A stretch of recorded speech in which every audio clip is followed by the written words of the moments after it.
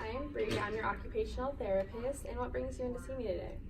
So I got a burn on my arm, and it's a 3rd-degree burn, and it's healing up, but I'm starting to get some scar tissue forming. So the burn kind of was from here, like right above my wrist, to about middle of my arm, right up here. And I also have a significant amount of scar in this area of my elbow. So it's making it hard for me to straighten my arm. Okay.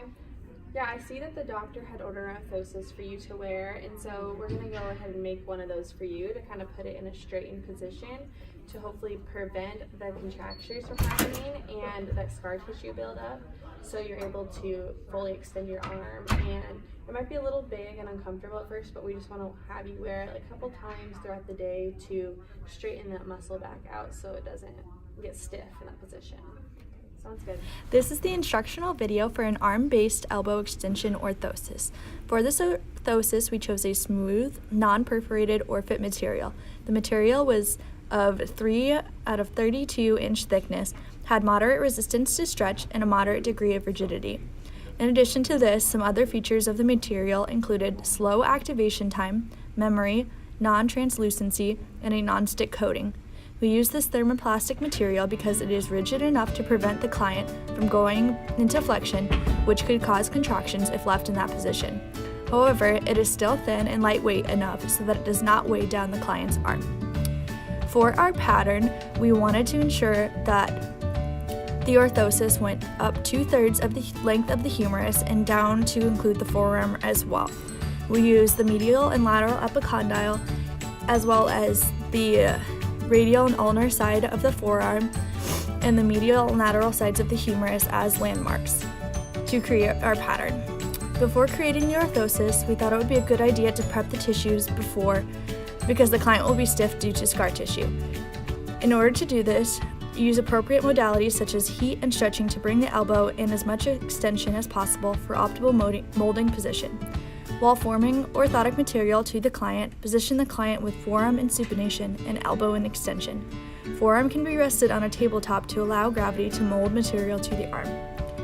For the joint position in the orthosis and rationale, the elbow should be extended with the arm in anatomical position. This position is optimal for the client in order to prevent further scar tissue and collagen buildup, which could cause contractures. It is important to note that on our orthosis, it was created a little short. We had an adequate length on the forearm, but it should be long enough to include at least 2/3 the length of the humerus.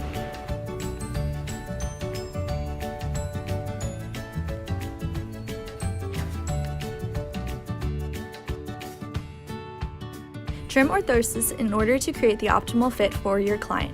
In addition to this, you will need to flare the edge and smooth any rough parts to avoid any discomfort for your client.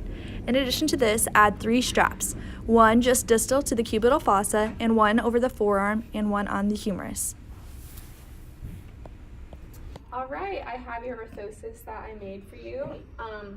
We can go ahead and put this on your arm. It just kind of makes a little barrier between your skin to make the orthosis more comfortable. You don't always have to wear that if you don't like it, but a lot of people find it more comfortable. Okay. And then see how it's curved right here? You're gonna put that side towards your wrist every time. And just place it over like that, and then you wanna make sure that the blue Velcros completely cover the white one, just so stuff doesn't get stuck in the white. How does that feel?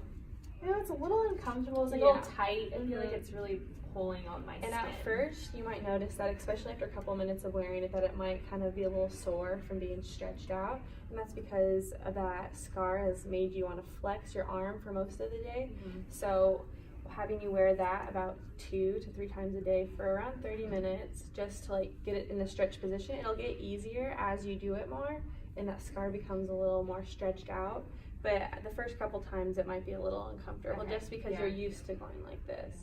And then I'm also going to have you wear it all night while you're sleeping. So if you notice when you sleep, you're probably pulling it in towards you. So this will keep it straightened all night while you sleep. But yeah, do you have any more questions? No, not at the moment. Thank you. Yeah.